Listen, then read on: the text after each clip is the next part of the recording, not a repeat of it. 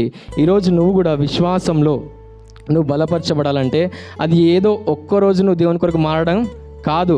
ప్రతిరోజు నీలో నువ్వు పోరాడాలి, ప్రతిరోజు నిన్ను నువ్వు చంపుకోవాలి, ప్రతిరోజు దేవుని కొరకు నిలబడాలనే ఆశ నీలో కలగాలి.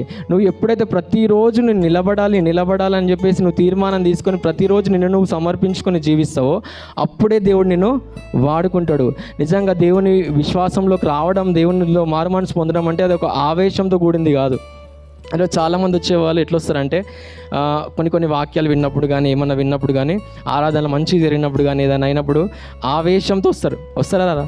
చాలాసార్లు వచ్చినవా రాలేమా? వచ్చినప్పుడు ఆవేశంతో వచ్చి ప్రార్థన చేసుకుని దేవా నన్ను పాపాలు క్షమించు అని చెప్పేసి దేవుని దగ్గర ఒప్పుకున్న తర్వాత మరలా బయటికి పోతాం. ఒకరోజు 2 రోజులు మంచిగా ఉంటాం. ఆ ఆవేశ భక్తి ఎన్ని రోజులు ఉంటుంది? 2 రోజులకు మించి ఉండదు. ఆ ఆవేశ భక్తి మనకి ఉండదు.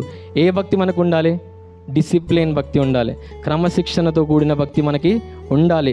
ప్రతిరోజు అనుదినము మనము మన సిలువ ఎత్తుకొని మనం ఆయనని వెంబడించాలి.